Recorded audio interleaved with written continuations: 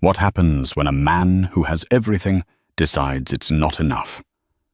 Gregory Shaw was a master of the universe, a high-flying wealth manager with a perfect, beautiful wife, Caroline. But he traded her in for a younger model, Sienna. He thought he was upgrading his life. He didn't realize he was just a self-made man who had in fact been made by his wife's family. He thought he was dumping the quiet, comfortable Caroline Davenport. He was actually declaring war on the Davenports. And the Davenports, they don't lose. This is the story of how a man's pride led him to the penthouse, and how one family threw him from the top floor without ever touching him. Gregory Shaw loved the smell of new leather. It was the scent of success. He breathed it in from the back of his midnight blue BMW 7 Series, a car he'd earned by closing the Reynolds importing deal. At 42, Greg was the youngest senior partner at Sterling Price Investments. He had a razor-sharp part in his dark hair, a collection of Swiss watches that rivaled a jeweler's display, and a jawline that still held strong thanks to rigorous, twice-daily gym sessions. He was by every metric he cared about a resounding success. His wife Caroline was part of that success. She was, he often thought, the perfect corporate wife. She was 40, but possessed a timeless, understated beauty. She wore beige cashmere and simple pearl earrings, her blonde hair always in a tasteful low chignon. She ran their Greenwich, Connecticut home with effortless precision. She was a Davenport. The name had a quiet, old-world resonance in New England. Good stock, Greg's father had called her. To Greg, good stock meant comfortable. He knew her family had money. It was obvious in the way she never looked at price tags in the modest trust fund she'd used as a down payment on their first home, in the easy, boring way her father, Harrison Sr., would talk about gifting a new wing to the local hospital. They were comfortable. Greg was ambitious. The two were not the same. Greg's ambition was a hungry, gnawing thing.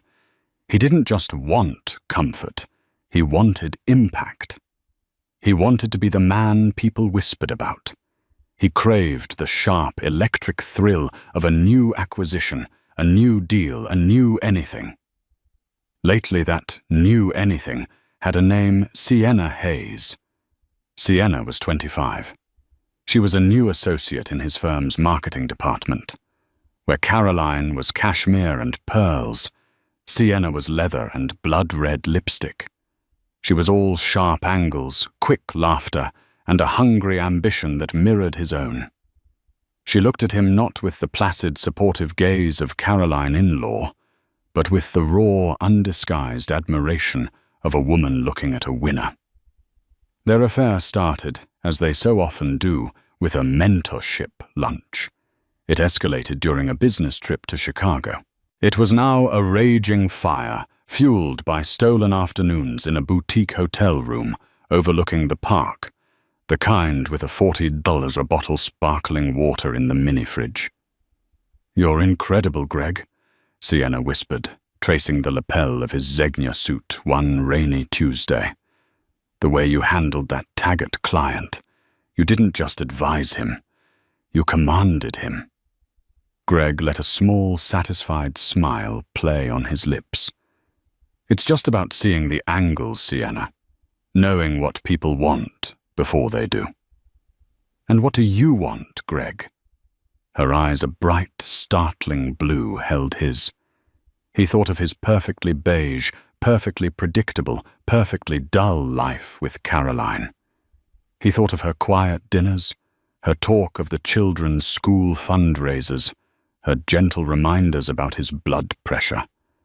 He compared it to the raw electric jolt of Sienna's touch, the smell of her black opium perfume, the way she made him feel like the predator he knew he was. More. he said, his voice a low growl. I want more. That evening he drove home to Greenwich. The house was, as always, perfect. The landscaping was immaculate. The lights were a warm, welcoming yellow. Caroline was in the kitchen, a cavernous space of white marble and stainless steel. She was helping their 9-year-old son, Thomas, with his geography homework. Hey, she said, smiling, pushing a strand of blonde hair behind her ear. You're late.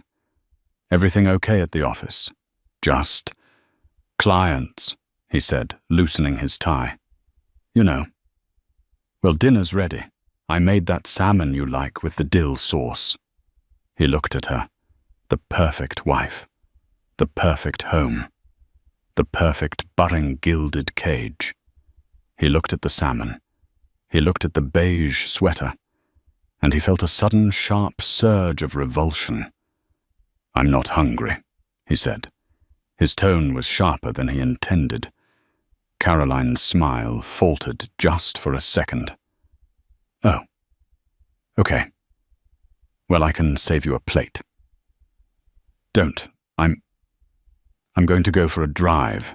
He turned before he could see the hurt in her eyes. He walked back to his BMW, the car that smelled of new leather and success. He pulled out his phone and texted Sienna. Can't stop thinking about this afternoon. Us. This is what's real. Her reply was almost instantaneous, a single chili pepper emoji. Greg Shaw put the car in gear and peeled out of his own driveway, his tires spitting gravel on the perfect lawn. He was a master of the universe, and he was finally going to take what he truly deserved. He was going to get more. The next 3 months were a masterclass in duplicity. Greg Shaw operated on a new level of energy, fueled by adrenaline and the thrill of his double life. He was a lion at the firm closing 2 of the biggest accounts in Sterling Price's history. He was a phantom at home, a man of half-eaten dinners, late-night conference calls, and vague excuses about market volatility. Caroline, in her quiet way, tried to bridge the chasm. She suggested a weekend in Vermont, like we used to. Greg claimed a client emergency. She bought tickets to the symphony. Greg forgot and scheduled a strategy dinner with his team, which was just him and Sienna at a trendy new fusion restaurant. The more Caroline tried to hold on, the more Greg despised her for it. Her gentle patience, which he once found calming, now felt like a lead weight. Her good stock felt like a chain. Sienna, meanwhile, was all forward momentum. Greg, have you seen the listings for the new Astra Tower? Sienna showed him her phone over brunch. They were at a rooftop bar, the kind of place where the mimosas were $28 and the clientele were all under 30. The penthouses have private plunge pools. Private. Can you imagine? Greg could imagine. He imagined a life of sleek, modern lines of floor-to-ceiling glass, of not having to look at Caroline's sentimental antique furniture, which he always felt was just old. We'd look good up there, Sienna purred, sipping her drink. We would, Greg said, his mind already calculating. The breaking point came at the annual Children's Legacy Gala, the largest fundraiser of the year for the hospital. It was, for all intents and purposes, Caroline's event. Her mother, Isabella Davenport, was the chairwoman of the board. The event was the Davenports. Greg hated it. He hated the chicken or fish dinners.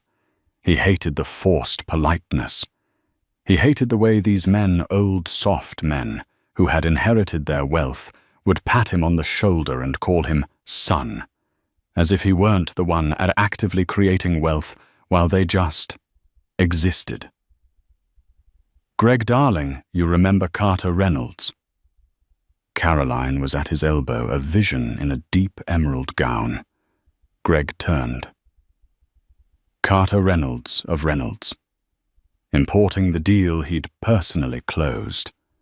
Carter, a man in his late 60s with a face like a friendly bulldog, beamed at him. Greg. The man of the hour. My boy, I don't know what you did, but my portfolio hasn't looked this good since the 90s. Greg gave his best "aw shucks" smile. Just doing my job, Carter. Glad you're happy. Happy I'm ecstatic. You know. Carter leaned in. I was hesitant at first. Sterling Price is a fine firm, but, well, let's be honest. It was Harrison Davenport's personal call that sealed the deal for me. He said, my son-in-law is the sharpest mind in the state, and I'm putting my own assets with him. Well, that was good enough for me. Greg's smile froze. Harrison Sr. had called Carter. His father-in-law. He thought he had landed Reynolds. He thought it was his pitch, his strategy. The realization that it might have been a simple phone call from Caroline's father landed like a punch to the gut. It made him feel small, like a kid who'd been given a win. He looked over at Caroline, who was blissfully unaware, chatting with another couple. He suddenly saw her, not as his wife, but as a symbol of his own inadequacy. A living reminder that he hadn't perhaps done it all on his own. His anger, cold and immediate, needed a target. Later that evening he was standing by the bar when a text came through. Sienna. Bored. Thinking of you. Wish I was there in a killer dress. He typed back, his thumb jabbing the screen. You should be. This whole thing is a joke. Gregory. He jumped, shoving his phone in his pocket. It was Isabella Davenport, his mother-in-law. She was a tall, imposing woman, draped in diamonds that were clearly real. Her smile never, ever reached her eyes. Isabella. Wonderful party, as always. It is, she said, her eyes flicking to his pocket. You seem distracted, Gregory. I do hope you're not finding our little charity boring. Not at all, he lied smoothly. Just checking on the Asian markets. They open early. Ah, yes, the markets. She took a sip of her champagne. You've been doing so well, Gregory. We're all so impressed with how far you've come since you joined our family. There it was again. Joined our family. The implication was clear. We made you. He was suffocating. He turned, looking for Caroline. He found her by the silent auction tables, laughing with her brother, Harry Davenport, Jr. Harry was the one he liked least, where Harrison Sr. was old-world class. Harry was a shark in a Savile Row suit, the C-suite operator who ran Davenport Global Holdings DGH with ruthless efficiency. Greg strode over his face, a mask of polite fury. Caroline, he said, not bothering to greet Harry. We're leaving. Caroline's laugh died. Leaving, Greg, it's not even 10. My mother is giving her speech soon. I don't care. I have an early day. We're going. His voice was low, hard. Harry's eyes narrowed. He was taller than Greg and stood up straighter. Everything all right, Greg? You seem a bit flushed. I'm fine, Harry. Just tired of the party. He grabbed Caroline's arm a little too tightly. Let's go. Caroline flinched. The music seemed to dim. He saw Carter Reynolds staring. He saw Isabella Davenport, her face like a marble carving, watching from across the room. He didn't care. He was done. He was done with their world, their rules, their patronizing help. The car ride home was a symphony of silence. The new leather smell in the BMW suddenly felt suffocating. As they pulled into their perfect driveway, Caroline finally spoke, her voice trembling. "What was that, Greg? You embarrassed me. You embarrassed us." "I embarrassed you." He slammed the car into park. "I'm suffocating, Caroline, in this perfect beige life, this comfortable life you and your family have built for me. Built for you, what are you talking about? We built this together." "No. You built it. Your father made a phone call." "I'm just the son-in-law. The pet broker you all get to pat on the head. Look how far he's come," he sneered, mimicking Isabella. Caroline stared at him, her face pale. "Greg, that's not true. My father, he believes in you. We all do." "Well, I don't need his belief," he roared, finally giving voice to the dragon of his pride. "I don't need any of it. I don't need the house, I don't need the club, and I don't need you." The words hung in the air, cold and deadly. Caroline's face crumpled, then hardened. The tears that welled in her eyes she refused to let fall. She simply stared at him as if seeing him for the first time. "Get out," she whispered. "What? Get out of my house." "Your house?" He scoffed, but a sliver of fear pierced his rage. "This is our house." "No, Greg," she said, her voice finding a strength he'd never heard. "The down payment was my trust. The house is in my name. I was advised to do that in case of this. Get out." He stared, dumbfounded. He had been so busy building his new life that he never realized the foundation of his old one was not what he thought. "Fine." He spat, his pride stinging more than the rejection. "Fine. This is a favor.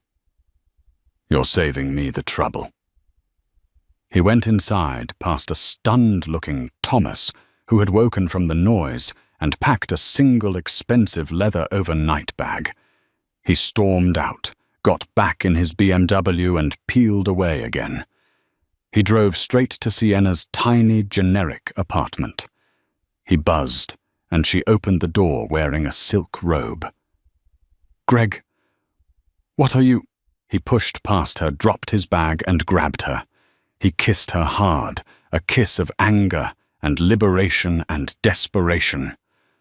"I left her," he said, breathing hard. "It's done. I'm free." Sienna's eyes widened, a slow, predatory smile spreading across her face. "Oh, Greg," she said, wrapping her arms around his neck. "It's about time. Let's order champagne." As he held her, Greg Shaw felt a giddy, terrifying rush. He'd done it. He'd burned the bridge. He was his own man, finally and completely. He was on top of the world. The next day, Greg Shaw walked into the offices of Sterling Price, not as a man who had just blown up his 15-year marriage, but as a king returning to his throne. The anxiety of the previous night had burned away, leaving a cool, clean certainty. He was free. His partner, Ben Kitteridge, a perpetually stressed man with a paunch, pulled him aside before the morning meeting. "Greg, saw you and Caroline leave the gala in a hurry. Everything. Okay, Isabella Davenport looked like she could freeze fire." Greg adjusted his tie, a new one, a bold crimson red. "Everything's fantastic, Ben. Crystal clear. Caroline and I are separating." Ben's jaw dropped. "What? Greg, are you insane? The Davenports. You don't just separate from the Davenports. They're your biggest client. Harrison Sr.'s portfolio is half your book." Greg laughed, a sharp, dismissive sound. "First Harry Jr. manages the real DGH money in-house. I just handle Harrison's personal fund, which is a rounding error for him. Second, I've got Reynolds. I've got the Taggart brothers. I've got the new Whitaker endowment. I don't need Harrison's pocket money." "Greg," Ben pleaded, "think about this, the optics, the The optics, Greg interrupted, are that I'm a man taking control of his life. Now, if you'll excuse me, I'm moving into the Astra Tower. I have to call the leasing office. He left Ben sputtering in the hallway and strode into his office, the one with the corner view. He was high on his own power. He called Sienna. "It's done," he said, putting his feet up on his mahogany desk. "Meet me for lunch. We're celebrating, and we're apartment hunting." The divorce proceedings began with a predictable chill. Greg, feeling magnanimous, offered what he considered a generous settlement. He'd let her keep the house, which he now knew was hers anyway, and he'd provide a handsome child support package for Thomas. In exchange, he wanted a clean break. He wanted it fast, and he wanted it quiet. His lawyer, a shark named Rick Feldman, had warned him. "Greg, this is too easy. The Davenports aren't rolling over. Caroline's lawyer is from that firm, Kessler, Lynch and Associates. They don't do easy." "They will this time," Greg insisted. "She's not a fighter. She just wants it to be over." The first meeting was held at the Kessler, Lynch and Associates offices, a building that looked more like a fortress of old money than a legal practice. Greg and Rick sat on one side of a table so long it could have hosted a state dinner. Caroline entered, flanked by two lawyers. One was a severe-looking woman in her 60s. The other was her brother, Harry Davenport, Jr. "What is he doing here?" Greg hissed to Rick. "This is a conflict of interest." "It's not," Rick whispered back. "He's here as a family advisor." "Shut up, Greg." Caroline looked different. She was wearing a sharp, dark blue pantsuit. Her hair was down, not in its usual chignon, and it gave her an air of authority he'd never seen. She looked, he realized, with a jolt like her brother. "Gregory," she said, her voice as cool as the marble in the lobby. "Thank you for coming." "Let's just get this over with," Greg said, projecting boredom. "The offer is on the table. It's more than generous." Caroline's lead lawyer, the severe woman, simply slid a single piece of paper across the table. It wasn't a counteroffer. It was a list. Rick Feldman picked it up. He read it, and all the color drained from his face. He passed it to Greg. It was a list of Greg's assets. But it wasn't just his salary and his 401k. It was everything. The Reynolds importing account, commission value, none. 2M, the Taggart Brothers account. Commission, value 980k. The Whitaker endowment. Projected retainers, 550 annum. The unvested stock options at sterling price. The 529 college fund for Thomas Shaw. Beside each of the major accounts was a small, chilling annotation. Reynolds Importing acquired via personal introduction from Harrison Davenport, Sr. Jan 20 and 23. Taggart Brothers, referred by DGH subsidiary. Apex Logistics, June 2022. Whitaker Endowment Board. Seat held by Isabella Davenport. September 2023. Greg's blood ran cold. This wasn't a divorce settlement. This was an audit. This was a receipt. "What is this?" Greg tried to bluster. "These are my clients. I brought them in." Harry Davenport, Jr. spoke for the first time. His voice was soft, almost bored. "No, Greg. You serviced them. We placed them. There's a difference." Harry leaned forward. "You see, Greg, my family believes in loyalty. We believe in taking care of our own. For 15 years, you were our own. My sister loved you, so we made sure you were successful. We made sure the right doors opened. We made sure the right people took your calls. We gave you the assists. All you had to do was make the basket." He paused, his eyes like steel chips. "You had a good game, but you mistook the assists for your own talent." "This is ridiculous," Greg said, his voice shaking slightly. "You can't. These are my clients." "Are they?" Harry smiled, a thin reptilian expression. "Well, that's a theory. Let's test it." He looked at Caroline. "Caroline, what do you want?" Caroline looked at Greg. Her eyes were not filled with tears or anger. They were empty. It was the emptiness that terrified him. "I want what I am owed," she said, her voice clear. "He built a new life on the back of the one we gave him. He's moving into the Astra Tower with his associate. He's planning a future." She slid a second piece of paper across the table. This one was from the leasing office of the Astra Tower. It was his application for the penthouse, the one with the plunge pool. It listed his projected income, an astronomical figure based on the commissions from Reynolds, Taggart, and Whitaker. "I want him to have exactly what he deserves," Caroline said. "Nothing more, and nothing less." Greg looked at Rick, frantic. "They can't do this." Rick Feldman was slowly packing his briefcase. "Greg, my advice is to take the first offer. The one you made. Take it and walk away. Now." "What? You will work for me. And I'm telling you as your lawyer, this is not a fight you can win. This is a cost of doing business negotiation, and you've just been declared bankrupt. They're not just divorcing you, Greg. They're liquidating you." Greg looked back at the Davenports. Caroline was staring at her hands. Harry was checking his Patek Philippe watch. This is a shakedown," Greg yelled, standing up. "Sit down, Gregory," Harry said, not even looking up. "You're embarrassing yourself. We're not shaking you down. We're just correcting the ledger." Harry finally looked at him.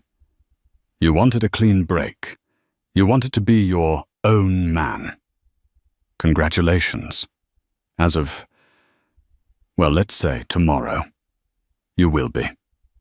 My father and my mother and we're just divesting from you." "Is that a threat?" Greg snarled. "No," Harry said, standing. "It's a quarterly report, and your numbers are way down." He helped Caroline with her chair. She stood, never making eye contact with Greg, and walked out. Harry followed, pausing at the door. "Oh, and Greg," he said, a polite, venomous afterthought. "The house in Greenwich, Caroline, is selling it. Seems the market is unusually high. You have 30 days to retrieve your personal effects. Good luck with the Astra Tower. I hear the co-op board is very particular." The door clicked shut. Greg and Rick sat in the cavernous, silent room. "Rick," Greg said, his voice a hoarse whisper. "What just happened?" Rick Feldman snapped his briefcase shut. "What happened, Greg, is you just brought a knife to a nuclear war. You thought you were divorcing a quiet suburban wife. You've just declared war on a global corporation. My retainer is paid up. I'm done. Find a new lawyer." Rick walked out, leaving Greg Shaw alone at the massive table, staring at a piece of paper that had just turned his entire life into a lie. Greg Shaw was a fighter. He wasn't some soft trust fund kid like Harry Davenport. He was Greg Shaw. He'd built himself up from nothing. So they wanted a war fine. "He's bluffing," he told Sienna that night, pacing her small white-on-white apartment. The cheap champagne from the night before felt like a distant memory. "Harry's a bully. He's trying to scare me. Correcting the ledger.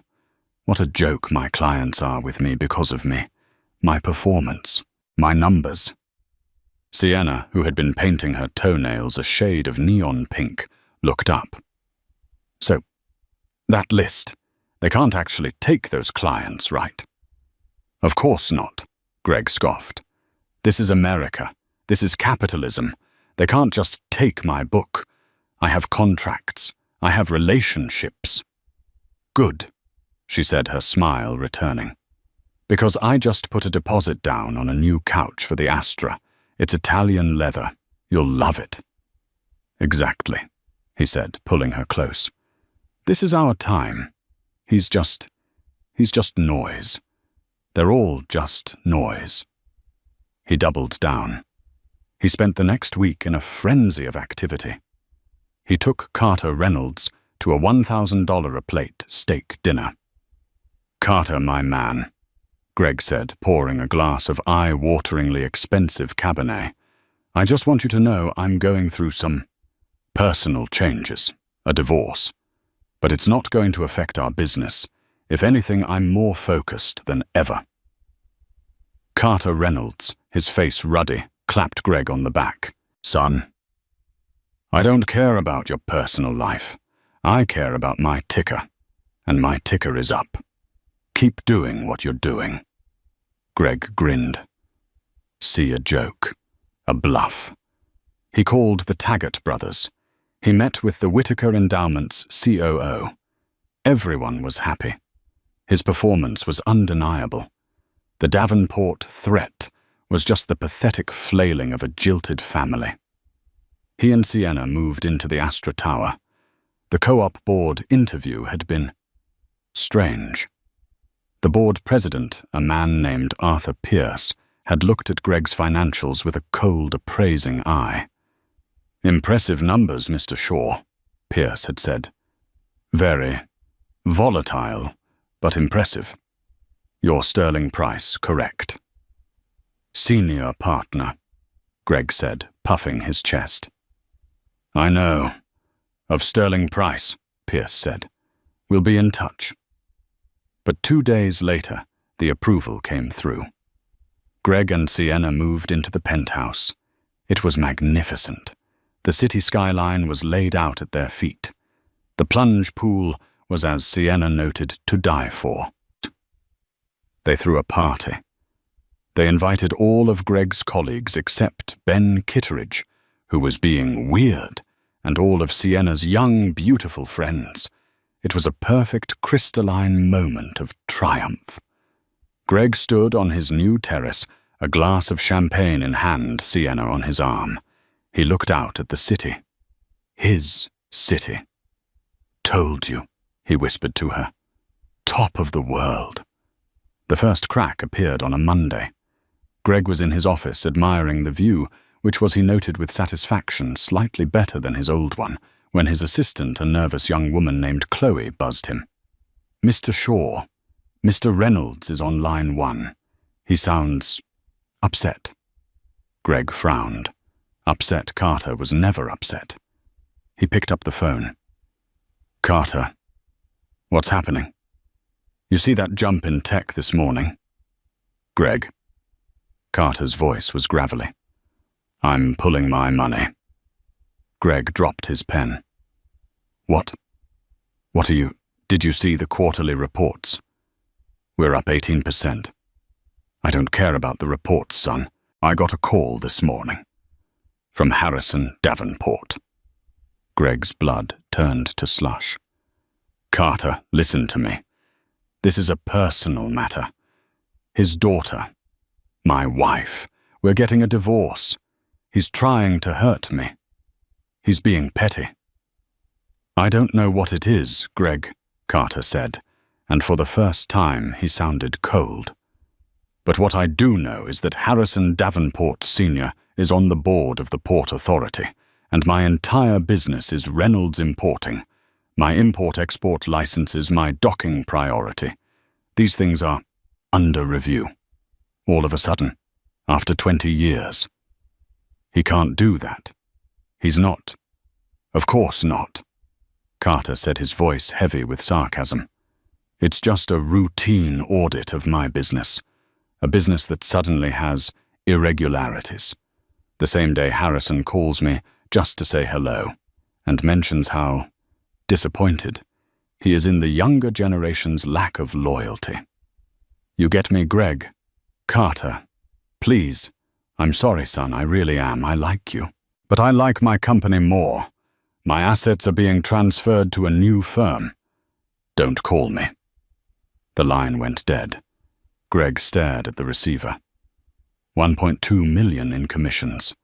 Gone. He was sweating. He was actually sweating. Chloe, he yelled. Get me Jerry Taggart. I can't, Mr. Shaw. Chloe's voice was small, shaky. What do you mean, you can't dial the damn phone? His office called this morning to say they were transferring their portfolio. They're moving to Morgan Stanley. Why? Greg whispered, a horrible, sinking feeling in his stomach. Their primary logistics carrier, Apex Logistics, they just terminated their contract, cited breach of terms. The Taggarts, they said they were over-leveraged and had to liquidate some assets to cover the freight disruption. Apex Logistics, the DGH subsidiary. Greg's hands were shaking. He pulled up his client list. Reynolds, Taggart. Who was next? The phone buzzed again. Chloe again. Mr. Shaw, it's Ben Kitteridge. He needs to see you, now. Ben walked in, his face grey. Greg, we have a problem. I know we have a problem, Greg snapped. I'm losing clients. No, Greg, Ben said, sitting down heavily. We have a problem. The Whitaker Endowment just pulled their money. This was impossible. The endowment was a board. It took months to make a decision like that. Why? Greg asked. Isabella Davenport, Ben said. She's not just on the board, Greg. She's the founder. Her mother was Whitaker. She is the endowment. She called an emergency session this morning, motioned to divest from any and all firms with high-risk profiles and questionable ethical foundations. Questionable ethics. That's slander. Is it, Greg? Ben looked at him, his eyes filled with a mixture of pity and fear. The motion passed unanimously. They're gone. Greg, that's 40% of our new acquisitions for the entire year. Greg stood up his chair, scraping violently. He walked to the window. The beautiful, clear view suddenly seemed hazy. They did this, he whispered. They actually did it. Greg, Ben said, his voice low. The partners are meeting this afternoon. You need to get ahead of this. Call Harrison. Apologize. Beg. I don't care. Fix it. Because, Greg, they're not just correcting the ledger. They're burning the whole goddamn book. The final smallest crack appeared on his phone. A text from Sienna. OMG. Got the bill for the Italian sofa. It's $30,000. But it's non-refundable. Had to use my personal Amex. You'll pay me back, right? Greg looked at the text. He looked at his skyline view. He thought of the plunge pool. He thought of Carter Reynolds. He thought of Harrison Davenport's polite, dead voice. He wasn't on top of the world. He was standing on a trapdoor. And the Davenports had just pulled the lever. Panic is a cold, metallic taste. For Greg Shaw, it tasted like the $15 cup of coffee. He was now stirring his hand, shaking so violently that the black liquid sloshed onto the glass table of his new penthouse. Fix it, Ben had said. How do you fix a nuclear bomb? He called Harrison Sr.'s office. He was told Mr. Davenport is in a board meeting for the foreseeable future. He called Harrison's private line, the one he'd been so proud to have. It went straight to a disconnected message. He called Harry Jr.'s office at DGH. He was put on hold for 20 minutes, forced to listen to a Vivaldi loop, before a crisp assistant informed him, "Mr. Davenport's schedule is committed through the next quarter." He tried to call Caroline. He wanted to. What? Yell, beg, apologize. He didn't know. Her number, the one he'd had memorized for 15 years, was also disconnected.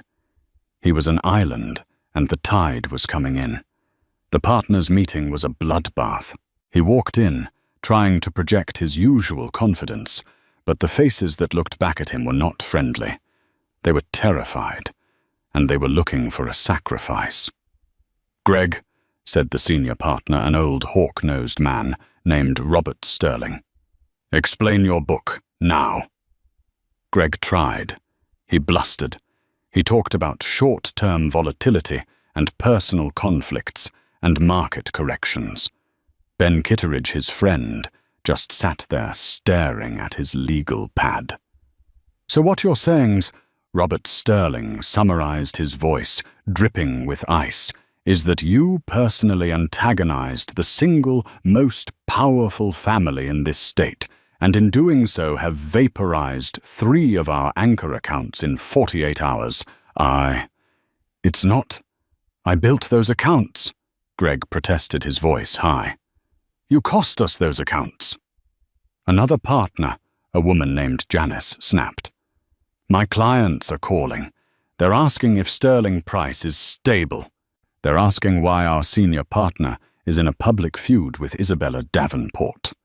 "My God, Greg, do you know what she is?" "She's not just a charity person. She's the gatekeeper. She's the social center of gravity for all of our clients." Greg realized with dawning horror that Caroline's quiet, boring mother was the linchpin of the entire New England financial social ecosystem, and he had just called her daughter. Well, he'd just discarded her. "We're done," Robert Sterling said. "The partners have voted. You're out. We're activating the moral turpitude clause in your contract." "Moral turpitude," Greg shrieked. "I had an affair." "Half this room is on their 3rd wife. You didn't have an affair, Greg," Janice said, standing up and gathering her papers.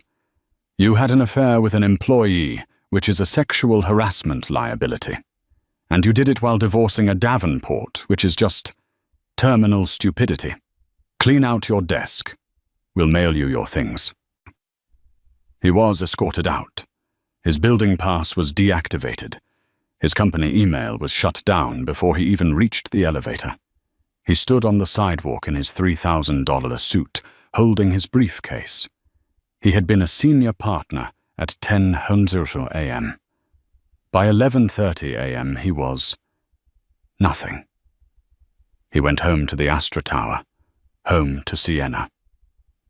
He found her in the living room, surrounded by boxes, not his boxes, her boxes. She was packing. "Sienna," his voice cracked. "Oh, thank God," she said, not looking at him. She was on the phone. Yes, I know the sofa is non-refundable. I'll take the store credit." She hung up and turned to him. Her face was different. The adoration was gone. It had been replaced by a cold, practical fury.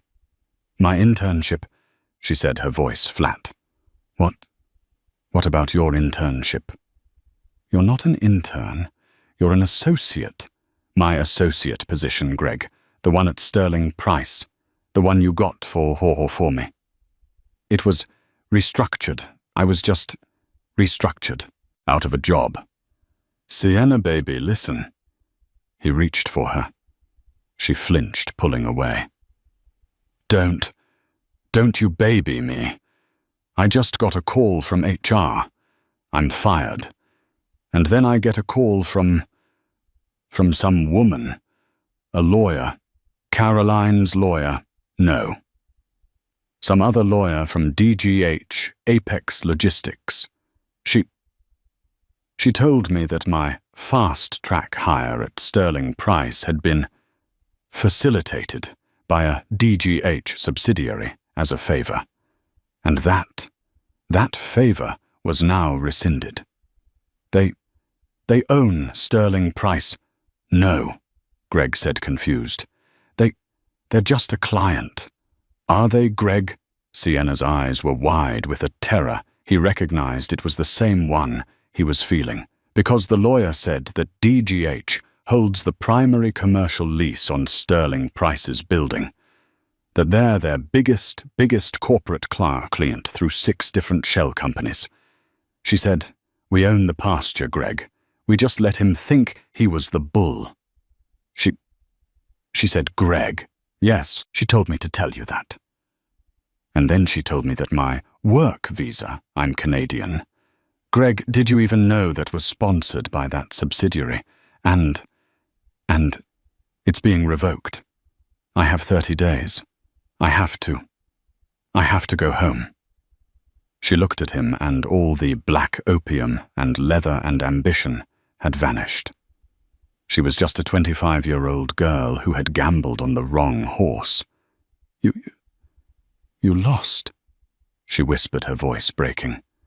I picked the loser. Sienna, I can fix this. I have savings. We can.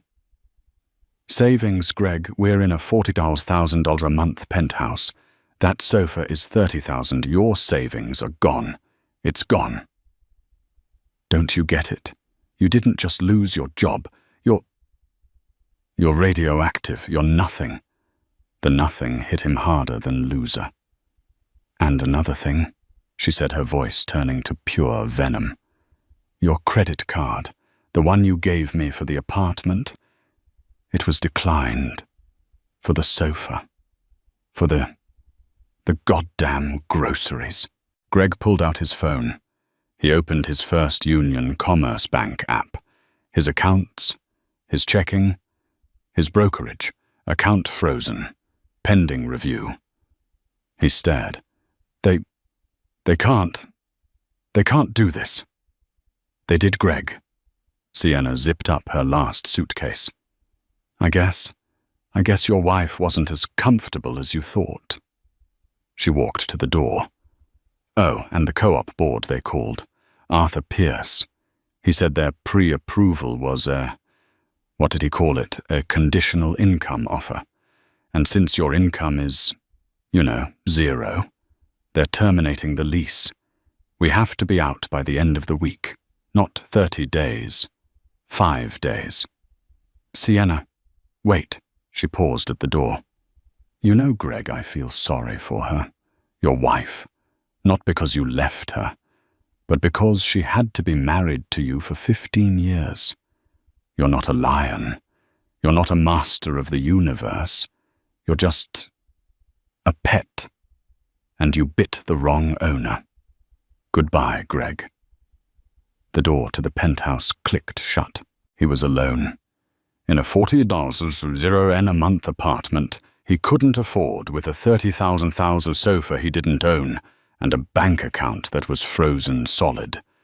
The city skyline outside the floor-to-ceiling windows seemed to be laughing at him. The squeeze was complete. He was financially and socially suffocated. For 3 days, Greg Shaw was a ghost in his own life. The silence of the $40,000 a month penthouse was absolute, broken only by his own frantic, useless phone calls. His bank accounts at First Union Commerce remained frozen. A polite, detached manager informed him it was a risk management flag related to a pending legal matter they were not at liberty to discuss. He tried to retain a new lawyer, but a digital iron curtain slammed down the moment he mentioned the names Davenport and divorce. No one was available. No one was a good fit. No one had a conflict of interest. He was blacklisted. He had to be out of the Astra Tower by Friday. He'd been forced to sell his Vacheron Constantin watch, his Chicago watch, to a back-alley jeweler for a fraction of its value just to have cash. Cash for what? A motel desperation finally clawed through his paralysis. He had to see her. He had to see Caroline. If he could just talk to her, explain, apologize, beg. He didn't even know. He just knew he couldn't be. This. He took a taxi to Greenwich to the house. As he pulled up, he was stunned. The perfect manicured lawn was a sea of mud scarred by heavy truck tires. A massive industrial dumpster sat in the driveway where his BMW used to be. The front door was open, replaced by a sheet of plywood. He walked inside, his stomach clenching. The house was gutted. The sweeping staircase was covered in tarps. Wires hung from the ceiling. The white marble kitchen. Caroline's pride was gone, just exposed studs and plumbing. It wasn't a home. It was a demolition site. "Caroline!" he called out, his voice echoing in the cavernous dead air. "She's not here." Greg spun around. Harrison. Harry Davenport Jr. was standing in the archway of what used to be the dining room. He wasn't in a suit. He was wearing jeans work boots and a black pullover holding a rolled-up set of blueprints. What did you do?" Greg stammered. "What is this tool?" "Renovating," Harry said, his voice casual, as if they'd run into each other at a bar. Caroline never liked the flow. She found the whole suburban Tudor vibe suffocating. Your word, I believe. Where is she? Where is Thomas? Paris, Harry said, tapping the blueprints against his leg.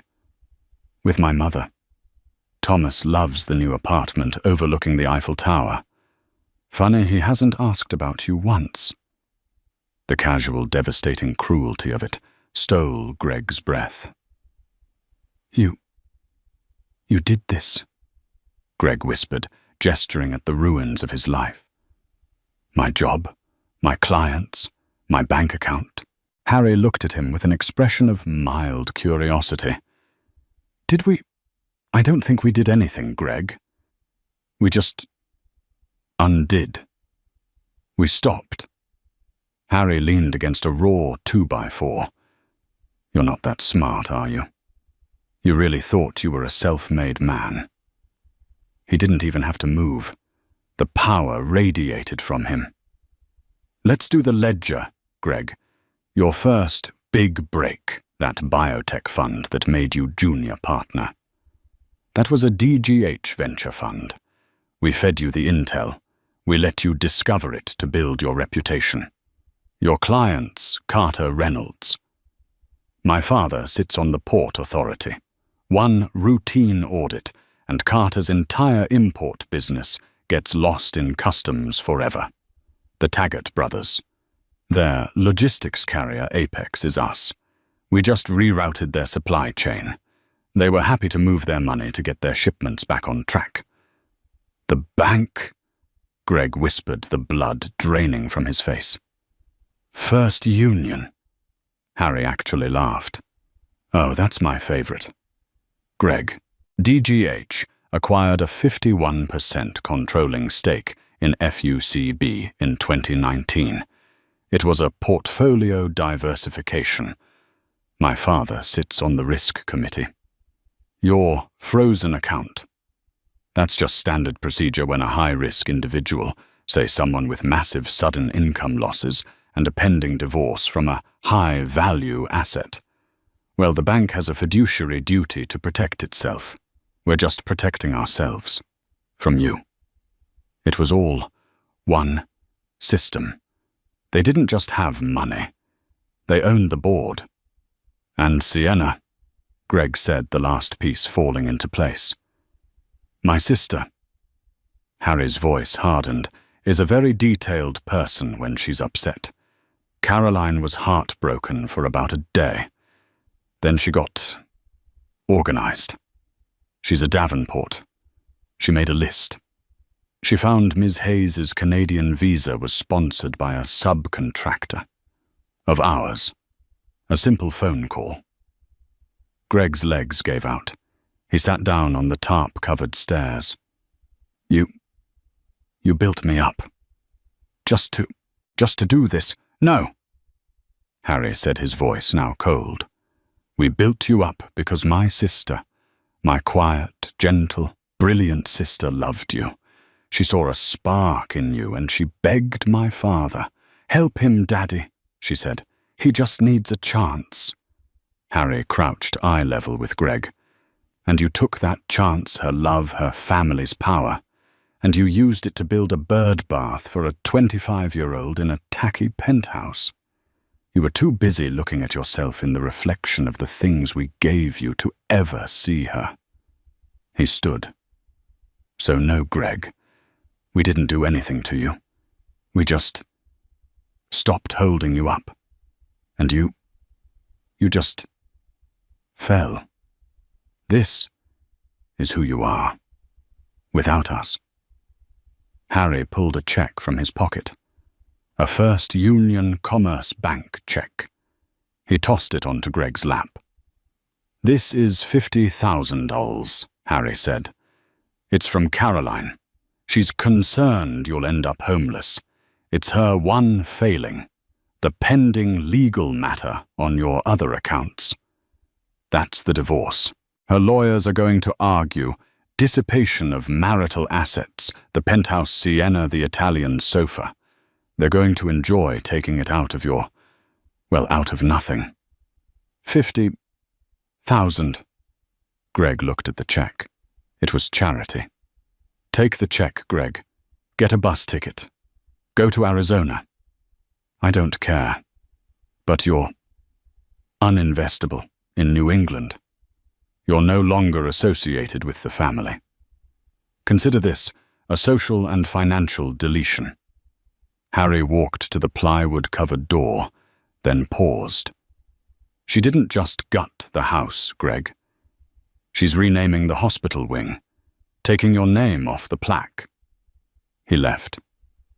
Greg Shaw sat in the hollowed-out shell of his former life in a cloud of plaster dust, holding a charity check. He hadn't been defeated in a war. He had simply been erased.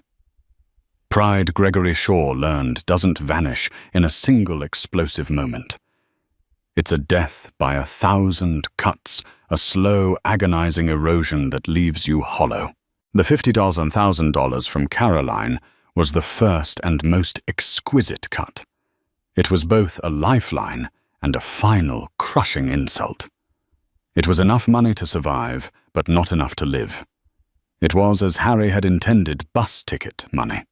He used $5,000 of it to move his expensive suits and textbooks, the artifacts of Gregory Shaw, senior partner, into a bleak metal-doored storage unit in Stamford.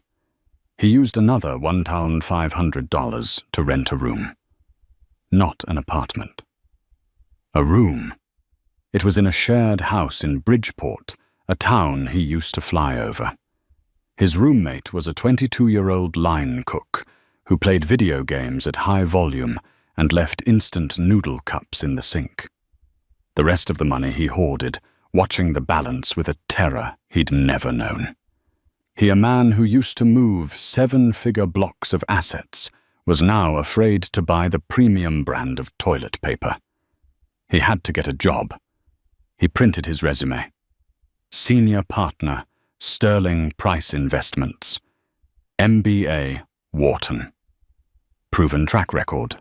He walked into a local branch of a regional bank. He was overqualified, and he knew it. The branch manager, a woman in her late 40s, looked at his resume with wide eyes. Mr. Shaw, this is quite a resume. Why? Why did you leave Sterling Price? It was a personal conflict, Greg said, trying to sound dignified. A disagreement with the board. I see. She typed his name into her computer. Her face, which had been skeptical, suddenly became very still.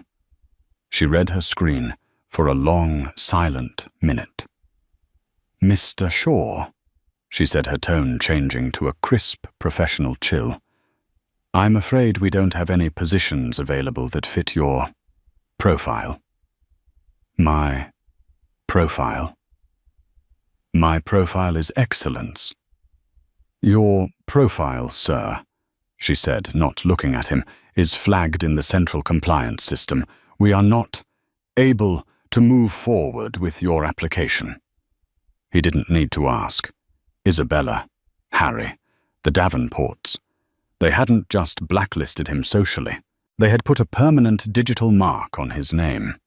He was, in the language of finance, a toxic asset. He tried headhunters, the ones who used to call him weekly, poaching him for firms in New York and London. The initial calls were warm. "Greg, good to hear from you." Then came the typing pause. "Ah, Greg, you know the market is very tight right in this quarter. Very specific. I don't seem to have anything at all. Let me get back to you." They never got back to him. Weeks turned into a month. The money was dwindling. He was forced to sell the suits from the storage unit. He took them to a high-end consignment shop where the owner sniffed. "Zegna. Very nice. But this power look is a little dated." Greg, the man with the $3,000 suits, walked out with $800. He was, in every sense of the word, liquidated. He finally found a job. He had to. He saw a "now hiring" sign in the window of an Enterprise rent-a-car counter at the airport. The manager, a kid in his late 20s named Scott, didn't ask for a resume. He just needed someone who could wear a tie and upsell. "The job is simple," Scott explained. "They reserve the Ford Focus, you get 'em into the Suburban, and you sell the insurance. The insurance is the whole game. You get me? You get me?" "I can sell," Greg whispered. So Gregory Shaw, Wharton MBA, now worked at the airport. He was, to his own disgust, good at it. He'd get a tired family and say, "Sir, I see you reserved the compact, but with you 3 kids and this luggage, you're just not going to fit. I can upgrade you to the minivan for just $30 more." He was a shark, still a shark, but now he was in a puddle fighting over minnows. His pride, it was gone. He was just a survivor. The crushing, the real final crushing, came 3 months later on a cold, rainy Tuesday. A private jet, a Gulfstream G650, landed at the signature FBO across the tarmac. Scott, the manager, was vibrating with excitement. "Shaw, go get the black Escalade. The whale is here. Detail it, now, and don't screw this up." Greg detailed the car. He vacuumed the carpets. He wiped the windows with a cloth, his cheap polyester tie flapping in the wind. He drove it across the tarmac to the sleek private hangar. The Gulfstream's stairs descended, and she walked out. Caroline. But it wasn't the Caroline he knew. The beige cashmere was gone. She was wearing black leather pants, a cream silk blouse, and sunglasses so large they covered half her face. Her hair was down, blowing in the wind. She looked like a movie star. She was laughing, her head tilted back. Behind her was another man. Not Harry. This man was tall, with graying hair at the temples, wearing a beautiful unstructured linen jacket. He was laughing too. He put his hand on the small of Caroline's back, and she leaned into his touch. Greg just froze. He stood there in his ill-fitting black pants, his plastic Greg name tag, holding the car door open. Caroline saw him. The laugh died in her throat. She stopped. She took off her sunglasses. Her eyes met his. There was no anger, no hate, no sadness, not even pity. There was nothing. Just a brief, mild flicker of recognition. The same look you'd give a cashier you vaguely remembered from a store you'd visited 7 years ago. The European man looked at Greg. "Is this the car?" His accent was French. "Yes," Caroline said. Her voice wasn't shaking. It was smooth. She reached into her purse, a crocodile Birkin bag Greg noted with a dying part of his brain, and pulled out a roll of cash. She peeled off a single, crisp $100 bill. She handed it to Greg. "Thank you for waiting," she said. That was the crushing. Not the job, not the money, not the apartment. This. Nothingness. This transaction. He wasn't her ex-husband. He wasn't the man who broke her heart. He was the car rental guy. His hand shook as he took the money. We need your license and a credit card," he whispered, the Enterprise script coming out of his mouth on autopilot. The Frenchman laughed, a warm, genuine sound. "Oh no, it is all handled. By DGH, of course." He put his arm around Caroline's shoulder. "Come, chérie, let's go. I want to show you the house." They got into the Escalade. The car Greg had vacuumed. They drove away.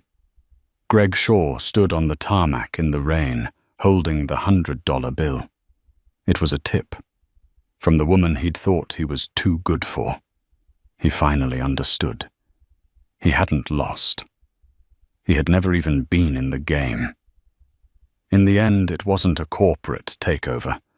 It wasn't a dramatic public confrontation. The crushing of Gregory Shaw's pride was a simple, quiet, soul-crushing deletion. He thought he was the lion, but he was just a logo on a letterhead that the Davenports decided to redesign. Caroline's family didn't destroy him with anger. They destroyed him with indifference.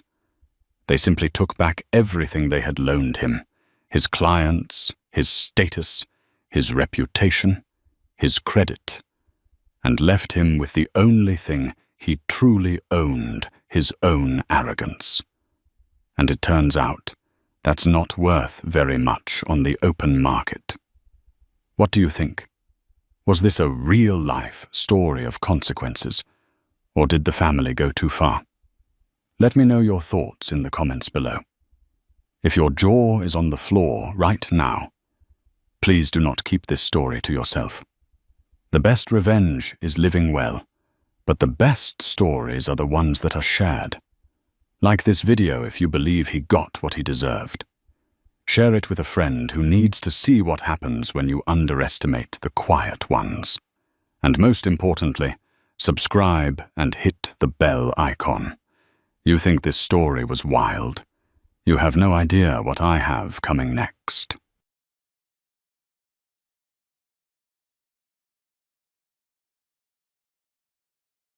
Eleanor Carter never imagined her life would spiral into a whirlwind of heartbreak, betrayal, and unspeakable survival. One fateful night, cast out on the cold, unforgiving streets, she found herself giving birth in an empty alley with no help in sight.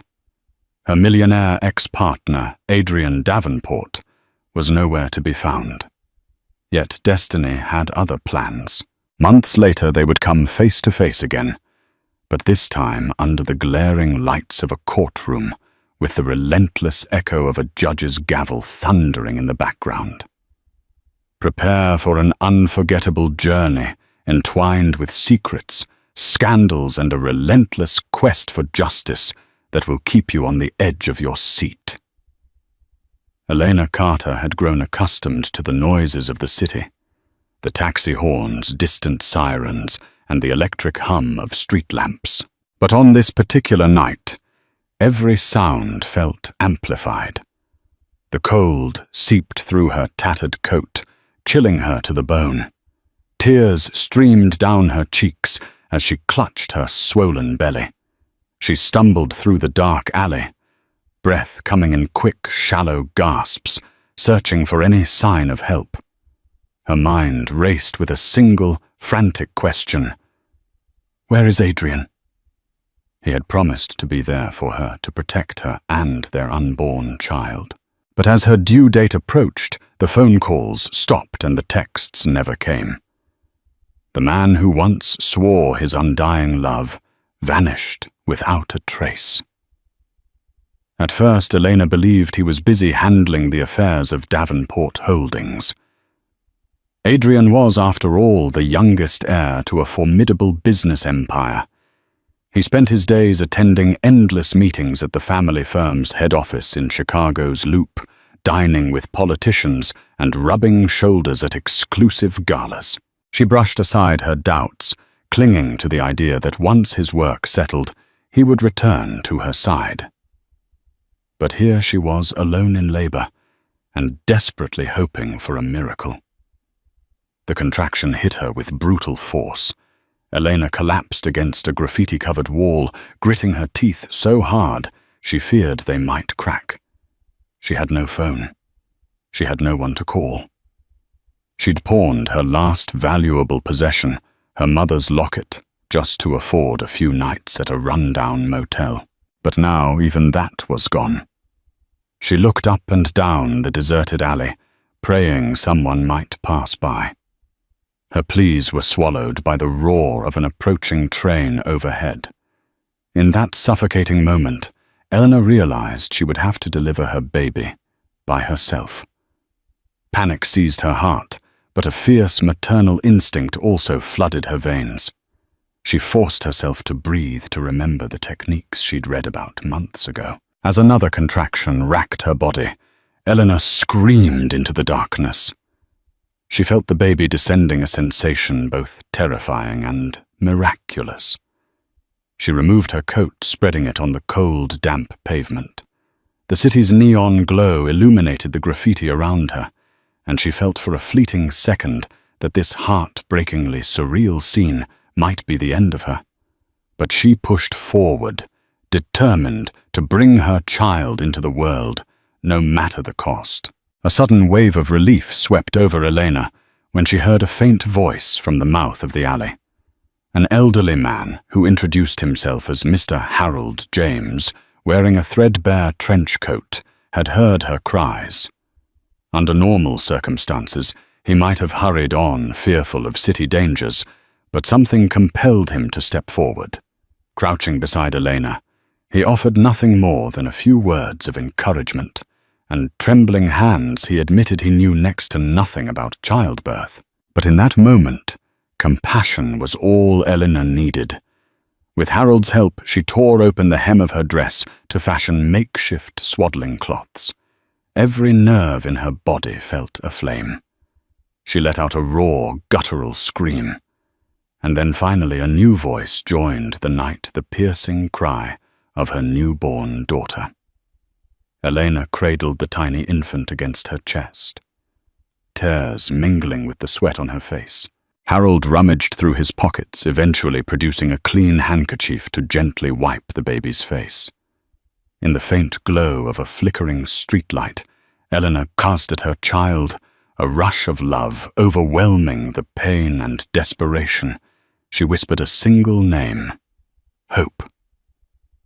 In the days that followed, Eleanor's world was a fragile balancing act between survival and caring for her newborn. Mr. James, true to his unassuming kindness, led Elena to a makeshift shelter hidden beneath the overpass. The shelter, run by a small non-profit, offered warmth and anonymity. Two things she desperately needed. She tried to contact Adrian, but the line she had for him was constantly busy or disconnected. When she called Davenport Holdings, she was met with polite yet dismissive secretaries who claimed they had never heard of her. During those sleepless nights while cradling hope close, Eleanor wondered what she had done to deserve such abandonment. And yet she clung to a slender thread of optimism. Adrian was a man of ambition, recognized as a wunderkind in the financial world, a graduate of Harvard Business School, a subject of numerous articles in Forbes and The Guardian. He was adored by the public for his philanthropic endeavors and charm.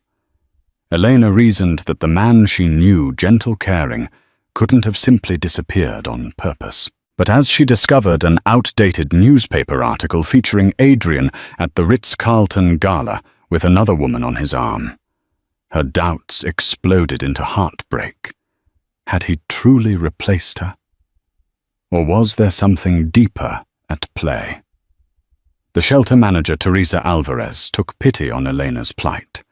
She reached out to local charities, including one run by the city's Department of Human Services, in hopes of securing more permanent assistance for Elena and her newborn. The endless forms and administrative hoops felt like navigating a labyrinth.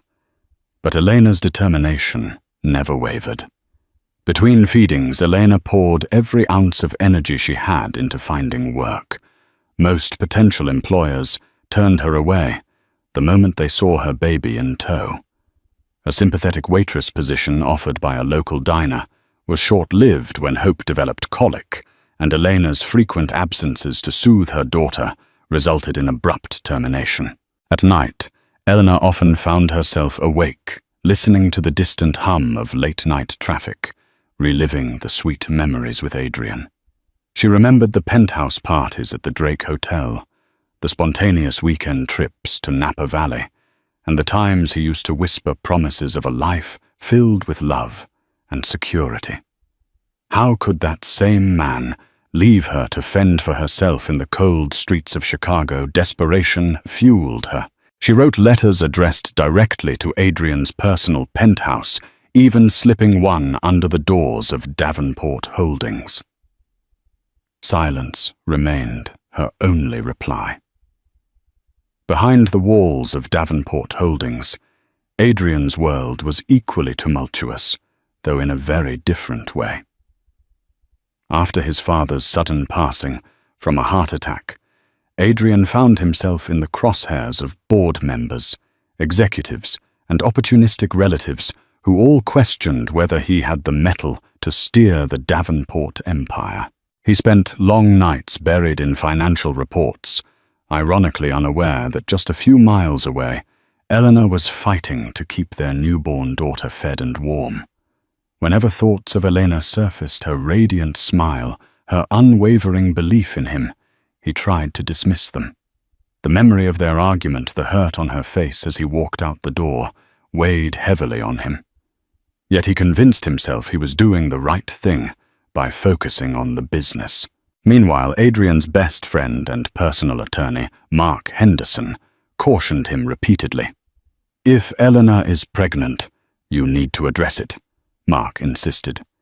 Ignoring the possibility could lead to legal trouble down the road.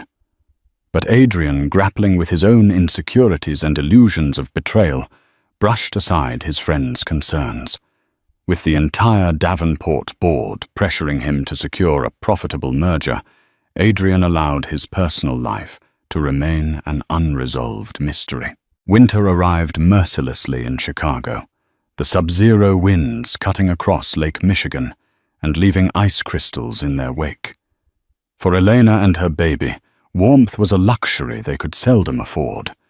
Through the non-profit's coordination, they secured a small room in a halfway house. The cramped space, flaking walls, and drafty windows were far from ideal, but Elena found a glimmer of hope in having a door to lock at night. Every morning she dressed Hope in layers of donated clothes before braving the frigid streets to search for work. She handed out resumes at fast food chains, retail stores, and even administrative offices.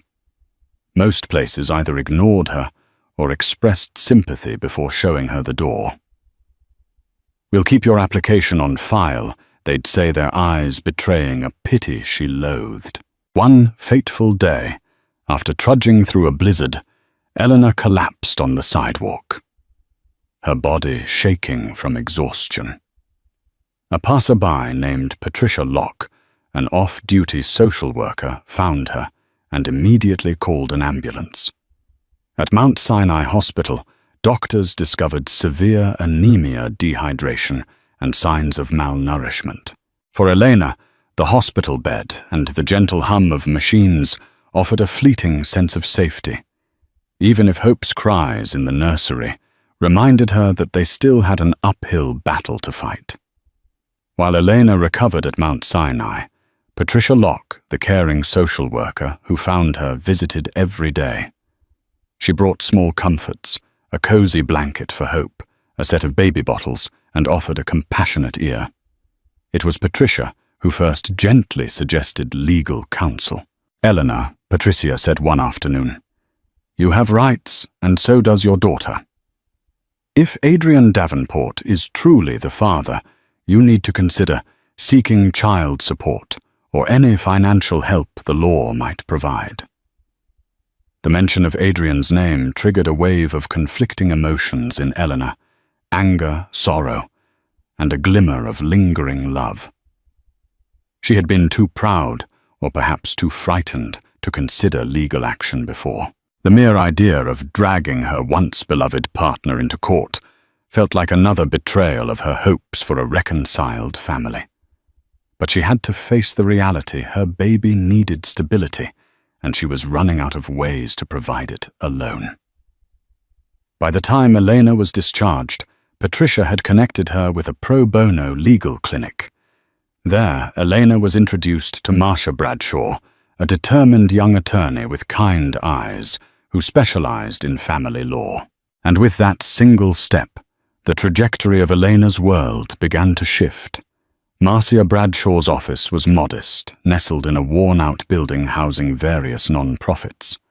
Unlike the gleaming high-rises of Davenport Holdings, the space here was cramped and the elevator often broken. But Elena immediately felt at ease. There was an air of sincerity in Marcia's posture as she gestured for Elena to sit. As Elena recounted her story, Marcia listened intently, scribbling notes on a yellow legal pad. The attorney's brow furrowed when Elena described giving birth alone in an alley, and the subsequent silence from Adrian. "If Adrian Davenport is the father," Marcia said carefully, "we can pursue a paternity test, child support, and potentially more. But you must be prepared for a fight. The Davenports are powerful, and they're not going to roll out a welcome mat." Fear and resolve wrestled within Elena. She cradled hope as the baby fussed her cries, echoing through the cramped room. Elena knew she was venturing into uncharted territory, a world of court documents and depositions, but she no longer had the luxury of choice. Leaving Marcia's office, Elena felt a rush of anxious determination. The protective walls she'd tried to build around her heartbreak were slowly giving way to a new resolve. "I will fight for my daughter's future." The day the official letter arrived at Davenport Holdings was one Adrian would never forget. The engraved envelope bore Marcia Bradshaw's name and the words "Notice of Paternity and Child Support Hearing." Adrian stared at the letter, his mind racing, heart pounding as he read through the legal jargon. He felt a maelstrom of emotions: anger at the sudden intrusion into his carefully curated life, guilt for having let things spiral so far, and a strange flicker of relief that at last the question of Elena would be addressed. He remembered how he once imagined proposing to her on a yacht in the Adriatic Sea, how he had envisioned a future of laughter and children running around an estate in Lake Forest. That dream had evaporated into thin air, replaced by board meetings and silent phone calls. Mark Henderson, Adrian's attorney and friend, read the document over his shoulder. "You need to deal with this carefully," Mark warned. "If the test proves the child is yours, you can't ignore it. Not legally, not morally." Without responding, Adrian set the letter aside, fists clenched. He felt cornered and betrayed, yet he couldn't deny an inexplicable ache in his chest. A child. His child. That realization would change everything. Elena's first court hearing was scheduled at the Cook County Circuit Court. The antique architecture of the courthouse, with its towering pillars and hushed halls, made her feel both insignificant and strangely hopeful. She clutched hope tightly, trying to focus on the rhythmic breathing of her baby, rather than the hammering of her own heart. Anxiety pinned her to her seat in the waiting area. She wasn't dressed in designer clothing or accompanied by a legal entourage.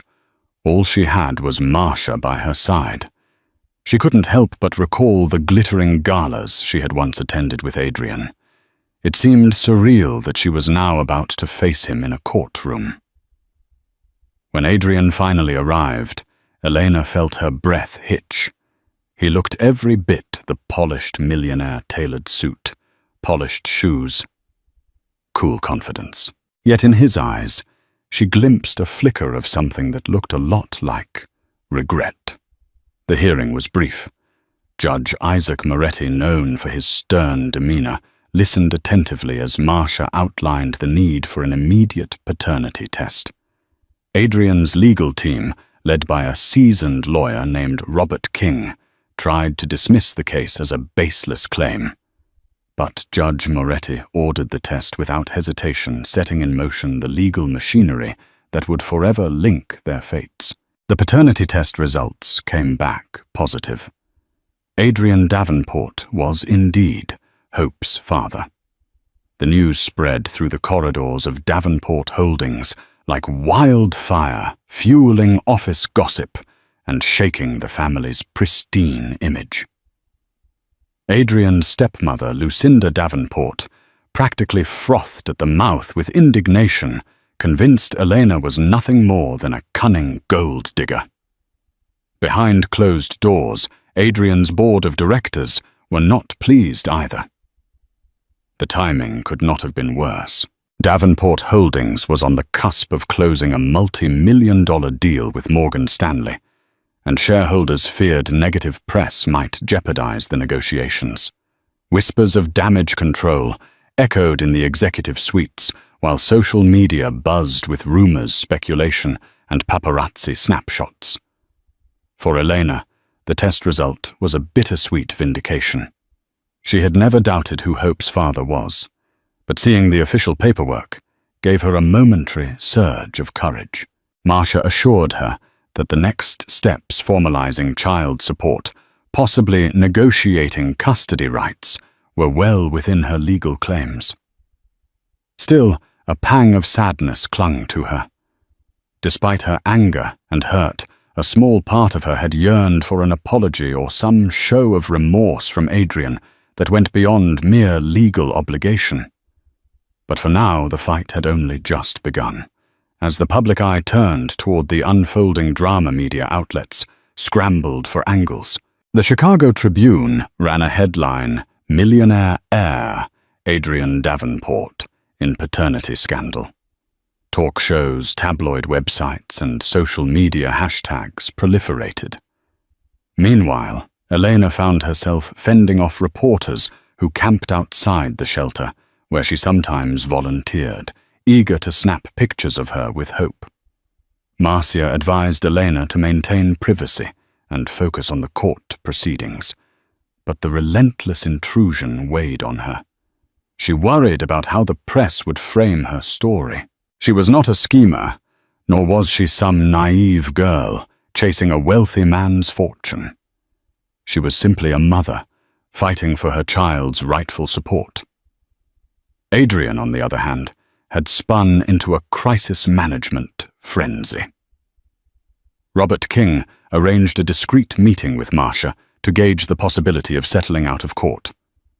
They proposed a lump sum of money in exchange for full custody, hoping to shield the Davenport name from ongoing scandal. Eleanor was appalled by the suggestion that she might sell her child to a father who had been absent throughout her pregnancy and her daughter's early months. For Elena, the lines were clear. She wanted Adrian to be involved in Hope's life, but not at the cost of being pushed aside like an inconvenience. A crucial turning point arrived when Marcia scheduled a mediation session. The goal was to see if a compromise could be reached without dragging the matter through a drawn-out trial. The sterile conference room in the courthouse felt suffocating, its white walls echoing even the slightest shuffle of papers. Eleanor sat on one side with Marcia. Adrian, flanked by Robert King, occupied the other. The mediator, a soft-spoken woman named Linda Moore, explained the process. "We're here to see if there's a middle ground," she said, her gentle tone attempting to melt the icy tension. Elena expected Adrian to open with a tirade or an accusation. Instead, he surprised her. I never meant for it to get to this," he began haltingly. I thought you'd moved on. I didn't know you were homeless or struggling. If I had known, He trailed off, his eyes flickering with guilt. For a second, Eleanor felt her heart soften. She recalled the tenderness he once showed her, the man who never hesitated to hold her hand in public, who spoke of building a family someday. But then she remembered the labor pains, the cold alley, and the desperate nights. That memory hardened her resolve. A real apology wasn't enough. She needed a sincere commitment to her and Hope's well-being. The mediation session ended without a resolution.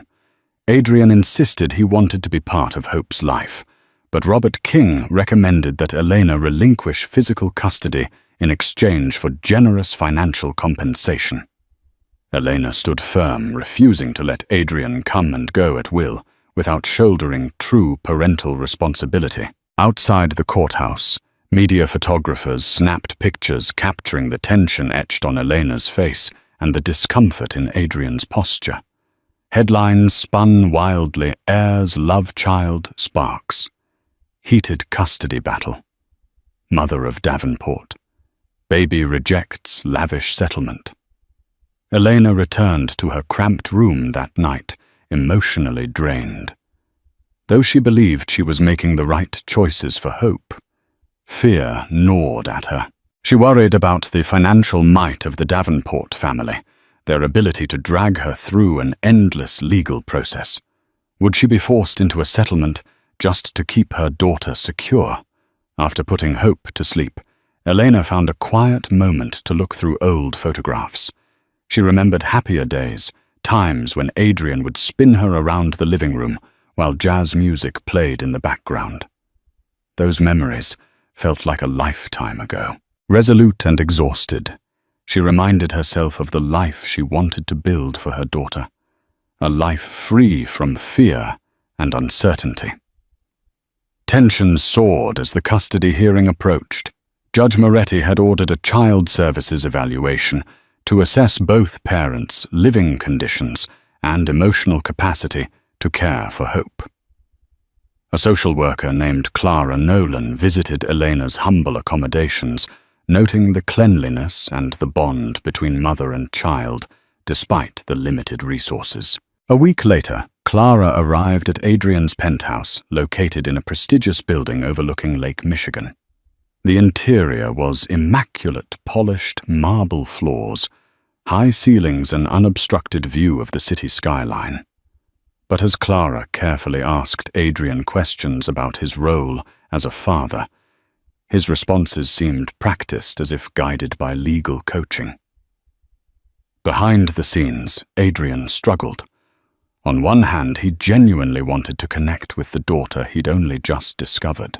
On the other, he felt immense pressure from his family and corporate obligations. There were times he'd slip away to his private office, gazing at the paternity test results, and wondering what kind of father he could be if he barely knew how to slow down. When Clara concluded her visits, she prepared a thorough report for the court, one that would weigh heavily in determining custody arrangements. Both Elena and Adrian braced themselves, not knowing which way the scales of justice would tip. The morning of the custody hearing dawned grey and chilly, reflecting the mood that enveloped the courthouse. Journalists lined the entrance cameras, flashing with relentless curiosity. Elena felt faint her stomach churning from a mix of nerves and residual hunger. She'd skipped breakfast, having lost her appetite. In the courtroom, Judge Moretti wasted no time. Clara Nolan's report highlighted that while Adrian could offer financial stability and a luxurious environment, he had yet to demonstrate any hands-on parenting skills. Elena, on the other hand, had been the sole caregiver, albeit in impoverished circumstances, showing unwavering devotion to the child's welfare. Marcia argued passionately that Hope deserved not just money, but emotional security. She insisted that uprooting the infant from her mother's care would be traumatic. Robert King countered, emphasizing Adrian's resources and willingness to employ the best nannies, tutors, and medical specialists. He framed it as an opportunity for Hope to flourish in ways that Elena could never provide. Judge Moretti listened carefully, his face unreadable. After hours of testimony and legal arguments, he announced that he would take the matter under advisement. The final decision would be pronounced in a week's time. Eleanor exited the courtroom with her heart pounding, wondering if she would lose the only family she had left. As the days ticked by, Elena found herself swinging between fragile hope and crushing dread. The media coverage intensified, and she even discovered online forums where people debated her life like a soap opera, some branding her a gold digger, others calling Adrian a deadbeat father. Adrian retreated into isolation. He cancelled public appearances, delegated board responsibilities, and spent long hours alone in his penthouse. Each evening, he replayed memories of Elena in his mind, the warmth of her laughter, the strength she possessed even in adversity. Guilt coiled within him, especially when he thought about how he'd cut her off without an explanation. One evening, rummaging through old photo albums, Adrian stumbled upon a note Eleanor had once slipped into his briefcase, a small letter filled with her dreams for their future. Her handwriting read, "I believe in you. I believe in us." Adrian felt tears sting his eyes. He realized, perhaps too late, that his misguided attempts to shield his inheritance and reputation had cost him the one person who believed in his better self. With renewed determination, Adrian picked up the phone and dialed Mark Henderson's number. "I want to make this right," he said quietly, feeling the weight of each syllable. "Tell me how." The next day, Marcia's phone rang. On the line was Mark Henderson proposing a private meeting between Adrian and Eleanor without the glare of the media or the influence of attorneys. Marcia hesitated, but eventually agreed, sensing that dialogue might bridge the chasm between them. Elena was skeptical. She didn't want another meeting where Adrian's lawyer waved large checks in her face. But Marcia convinced her that maybe, just maybe, Adrian had finally seen the light. So on a chilly Friday evening, under the discreet arrangement of Mark and Marcia, Eleanor took a taxi to a small cafe in an unassuming part of town. Adrian was already waiting, hunched over a table with a cup of coffee that had long gone cold. He stood up the moment Elena entered, his eyes immediately darting to the infant carrier in her arms. Hope was asleep, her tiny nose peeking out from beneath a knitted pink hat. For a tense moment, neither spoke. Then in a hushed tone, Adrian broke the silence. "She's beautiful." He hesitantly reached out, brushing a gentle fingertip across Hope's tiny hand. Elena's heart constricted. In that moment, she saw not the millionaire heir, but a father astonished by his child. They sat down, words tumbling out hesitantly at first, but soon flowing. Apologies, regrets, confessions of fear and pride. Outside the wind howled, but inside that modest cafe, a fragile truce began to form. Elena left the cafe feeling as if she had just stepped off a roller coaster. She and Adrian had talked for hours about the lost months, her homelessness, the labor in an alley, his blind ambition, and the manipulative counsel of those around him. Despite her lingering anger, she couldn't deny that Adrian seemed genuine in his remorse, his eyes brimming with emotion whenever Hope made a tiny cooing sound. Though no concrete agreement was forged, they had taken a step closer to understanding. Adrian promised Elena that he would no longer hide behind the corporate fortress. If the court granted joint custody, he vowed to be a present father to ensure that Hope knew he loved her. That night, Elena returned to the shelter with Hope asleep in her arms. She felt conflicted. Her brain still cautioned her not to let her guard down, reminding her of the heartbreak she'd endured. Yet her heart yearned to believe that Adrian could be the partner and father he once promised to be. A new thought nestled into her mind. Perhaps the best scenario for Hope would be a cooperative relationship. But cooperation required trust, and trust was something they'd both shattered. For now, all she could do was wait for the court's ruling and see if Adrian's actions matched his words. On the day of the final custody decision, the tension within the courtroom was palpable. Lawyers stood at their respective tables, thick files and documents stacked high. Photographers waited outside, hungry for a shot that could capture victory or defeat. Judge Moretti took his seat, scanning the room before beginning. In the matter of Davenport versus Carter, regarding custody of the minor.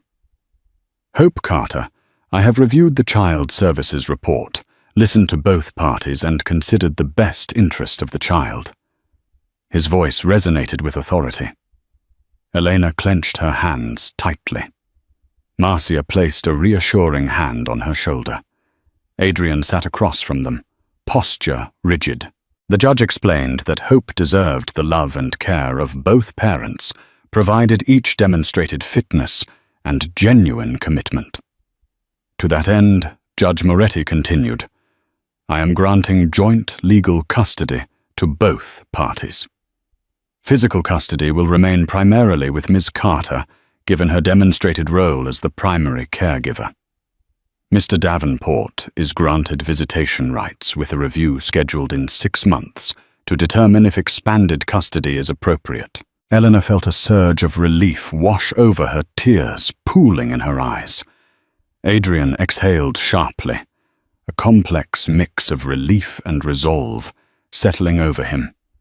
The gavel's echo signaled a new chapter in their unfolding saga. In the days that followed the court's decision, Adrian took immediate steps to prove his commitment. He arranged for a modest but comfortable apartment for Eleanor and Hope, covering the lease so they no longer had to rely on the cramped quarters of the shelter. Initially, Elena resisted. She worried that accepting Adrian's help would become a new chain binding her to his will. But Marcia gently counseled that stable housing was essential for Hope's well-being, and Elena begrudgingly accepted. Still, she set boundaries. She refused to accept a personal driver or a credit card. I want to stand on my own feet, she insisted. Adrian respected that choice, albeit with lingering concern. For Adrian, transitioning into fatherhood was humbling and at times awkward. He'd show up on weekends with groceries, baby toys, and books he was reading on how to care for infants. He took to heart every detail Elena offered, how to hold Hope correctly, how to burp her, how to recognize her different cries.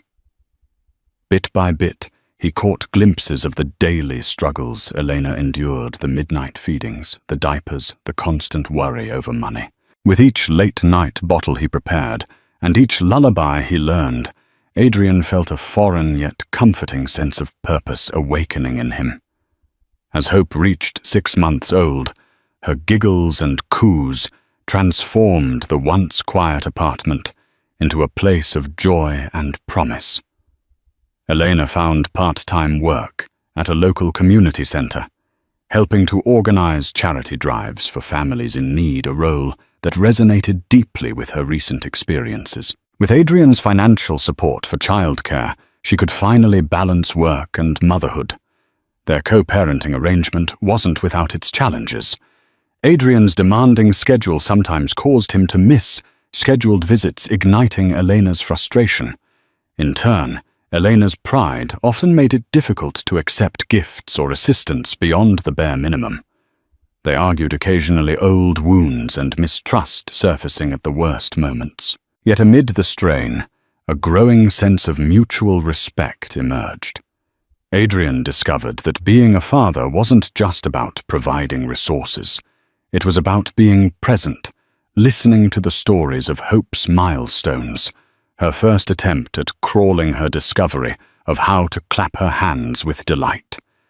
Elena learned that she could lean on someone else without forfeiting her independence or identity. Slowly but steadily, they formed a tentative partnership focused on Hope's happiness, and in fleeting moments they caught themselves smiling at each other, recalling a lost tenderness that once bound them together. Just when things seemed to be reaching a fragile equilibrium, fate threw another curveball. A letter arrived from the Davenport family's legal team, informing Adrian that his extended family intended to challenge his ability to lead Davenport Holdings. Rumors of scandal and poor judgment swirled among board members. The story of Adrian's love child had dampened investor confidence, and certain factions within the company wanted him removed as CEO before the upcoming annual shareholder meeting. Adrian felt torn. The pressure from the board forced him into endless strategy sessions, leaving him little time for his newly formed paternal duties. Stress and sleepless nights once again plagued him. Only this time the thought of losing his daughter's blossoming trust felt more terrifying than losing the company.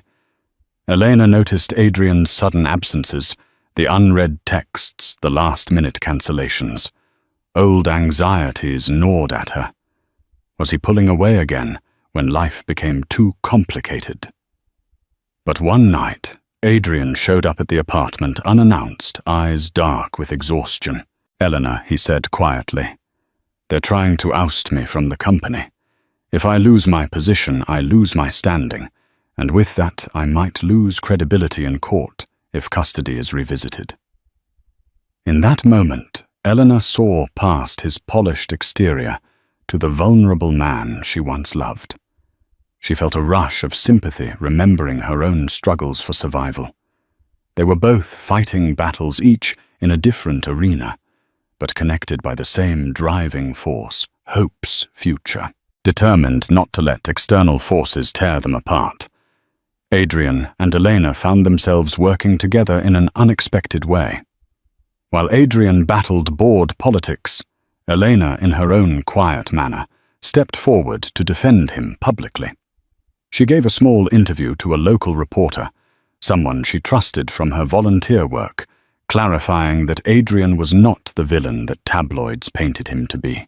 "I won't deny our history is complicated," Elena said, cradling Hope on her lap during the interview. "But Adrian Davenport has been stepping up as a father. He's learning, he's trying, and that means more to me than his net worth ever could." The interview went viral, eliciting mixed reactions. Some cynics claimed Elena had been bought off, while others admired her honesty. Yet the simple act of standing up for Adrian resonated with key investors who saw a different side of him. A man willing to own his mistakes and grow from them. As the annual shareholder meeting approached, the tension mounted. Adrian prepared presentations, gathered supportive statements, and readied a contingency plan if all else failed. At the same time, Elena braced herself for the possibility that the stability they'd just begun to enjoy might come crashing down should Adrian lose control of Davenport Holdings.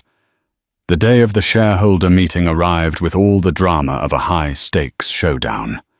The boardroom at Davenport Holdings was buzzing with tension. Rows of leather chairs faced a large screen displaying financial graphs and corporate forecasts. Major investors from across the globe dialed in via video conference. Adrian presented his case, a transparent look at Davenport Holdings' performance under his leadership growth metrics and future plans. His voice was calm but firm, addressing controversies head-on. He even touched upon the paternity case, emphasizing that while the media had sensationalized his personal life, it had not impacted the company's profitability or strategic vision. Then, one by one, board members asked questions, some supportive, others accusatory. Lucinda Davenport.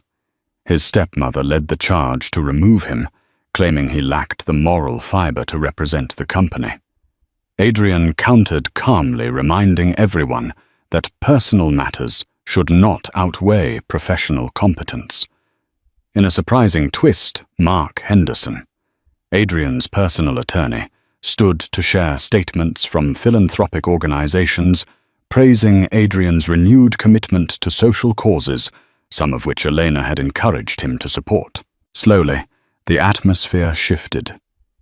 By the time the final vote was taken, it was announced that Adrian would retain his position as CEO, winning by a narrow margin.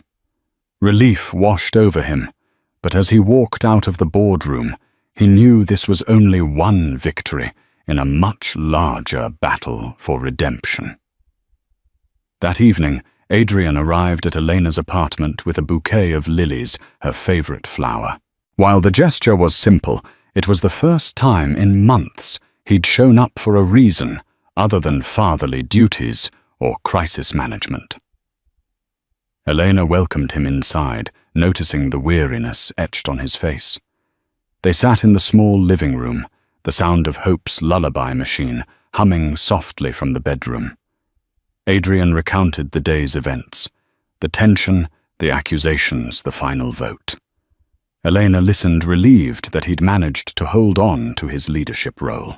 In the quiet that followed, she found herself reminiscing aloud about their early days, the time they tried tandem skydiving in Nevada, the quiet mornings, sipping coffee on his penthouse balcony, how he would whisper jokes just to make her laugh. Adrian smiled sadly, acknowledging how far they had strayed from those moments. A flicker of vulnerability passed between them. For Elena, it was both comforting and unsettling. She realized they were no longer the starry-eyed couple they once were.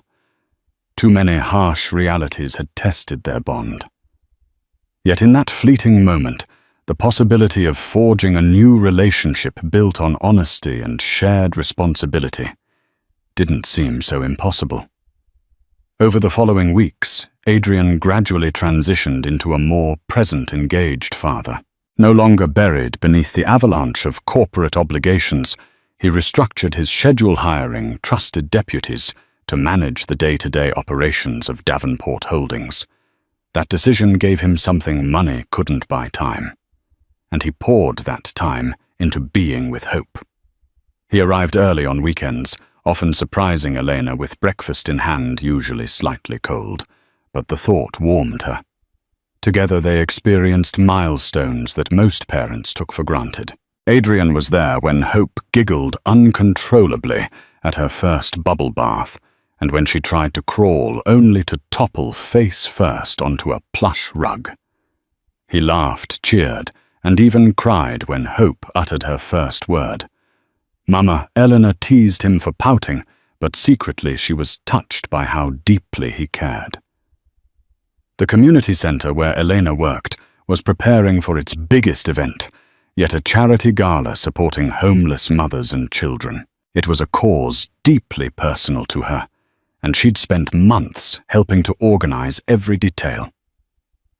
Nervously, she handed Adrian an invitation one evening. "You don't have to come," she said quickly. "It's small, nothing like the Davenport Foundation galas you're used to." Adrian studied the invitation. "Elena, if this matters to you, it matters to me." He insisted on donating, but she was firm. "Do it anonymously. I don't want anyone to think I'm parading you around for donations."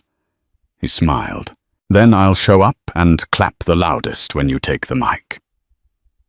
At the gala, Elena wore a simple yet elegant navy blue dress borrowed from the center's donation wardrobe.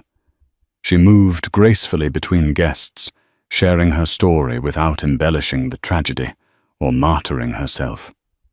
Sometimes life breaks you open so that light can get in. She told one donor eyes, briefly glancing toward Hope, sleeping in her stroller nearby. Adrian, standing at the edge of the crowd, watched her in awe. The woman he once saw only through the lens of romance had transformed into something even more formidable. An advocate, a leader, a survivor.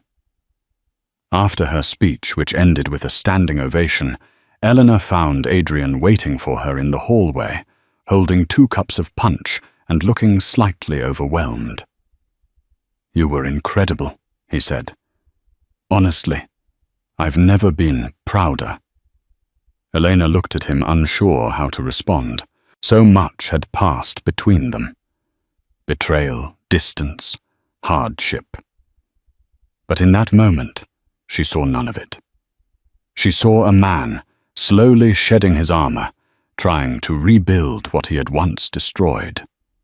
Later that night after the event, as they sat on Elena's couch, while Hope slept soundly in her crib, they spoke of dreams not just for their daughter, but for themselves.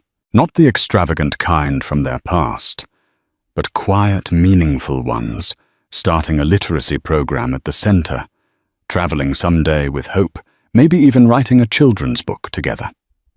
Though the future remained uncertain, the bond between them deepened, forged not through romance but resilience. And from that place, something new began to bloom. One crisp autumn afternoon, golden leaves spiraled down from the trees as Adrian took Elena and Hope on a quiet outing to the Chicago Botanic Garden. The air carried the faint scent of pine and earth, and laughter floated on the breeze from nearby families enjoying the rare sunny day.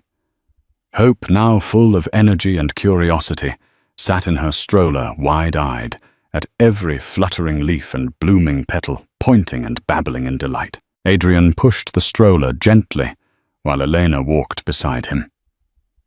Their steps unhurried for the first time in a long while.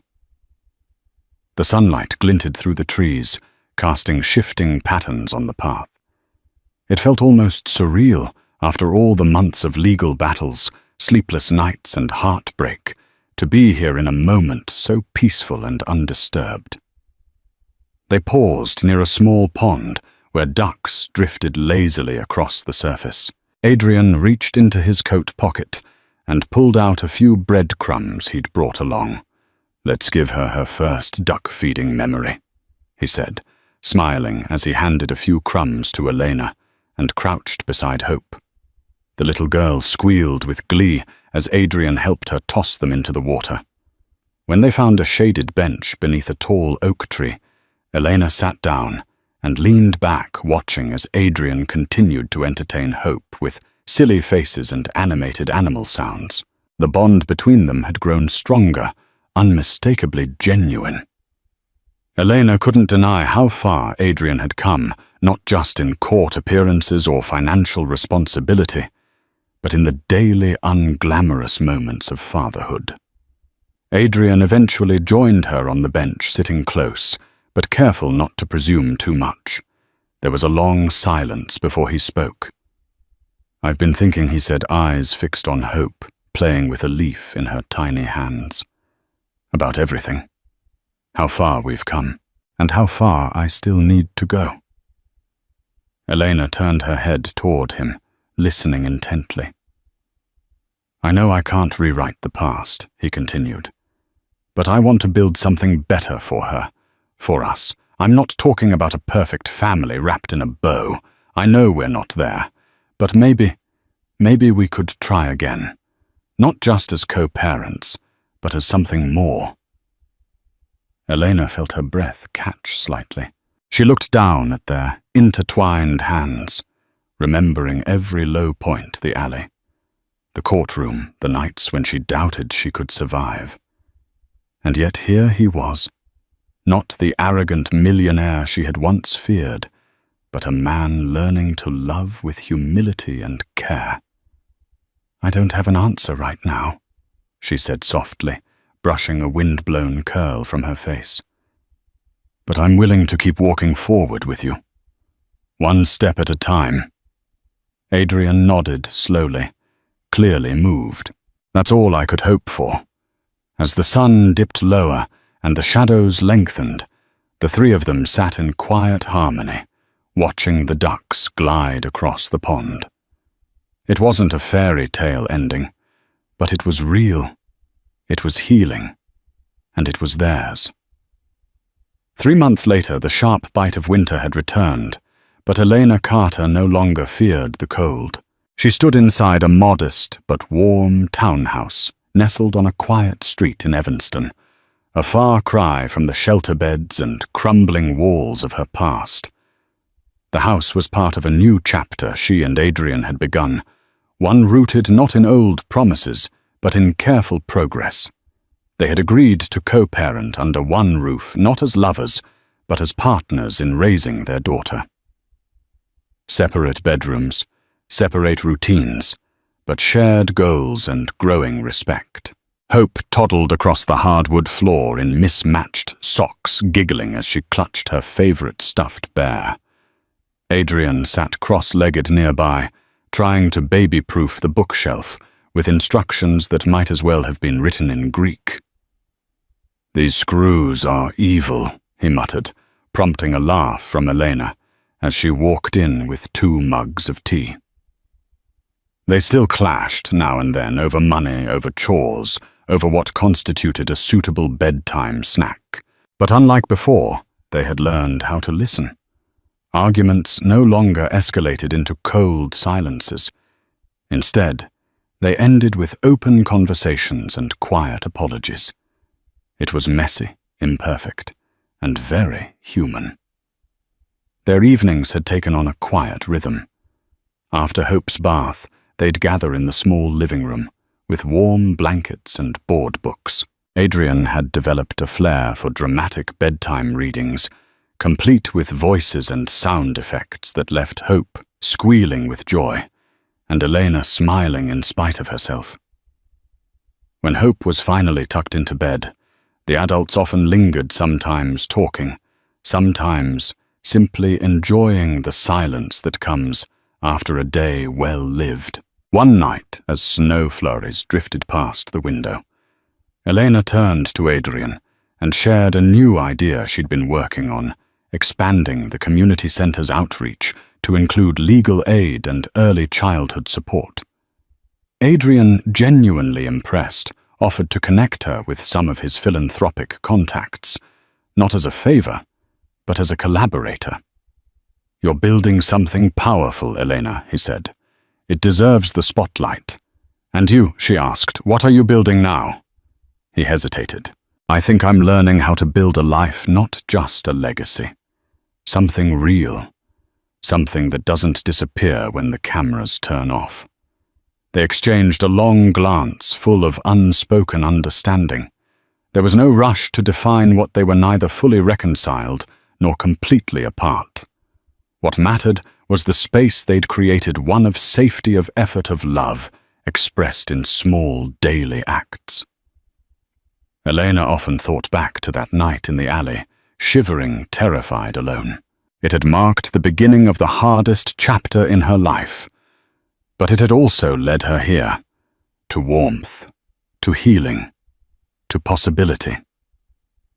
As Hope stirred softly in her crib, her tiny breaths echoing through the baby monitor, Elena whispered into the quiet, "We're going to be okay." And for the first time in a long while, she truly believed it. Their journey had been anything but easy, from betrayal to legal showdowns, from lonely nights on city streets to the glaring lights of a courtroom. Yet somewhere along the way, Eleanor Carter and Adrian Davenport found a fragile strength they never knew they possessed. Through bitter truths and hard-fought compromises, they discovered that genuine love goes beyond a lavish bank account or an ironclad legal contract. It's built on presence, understanding, and an unwavering commitment to giving Hope the life she deserves. As their story continues to unfold, one truth remains clear. No matter how rocky the path, redemption and new beginnings are always possible with courage and determination. If you found inspiration or solace in this tale of resilience and the power of a parent's love, please hit that like button, share it with your friends, and subscribe to our channel. Your support helps us bring more stories that touch the heart and awaken hope. Thank you for watching.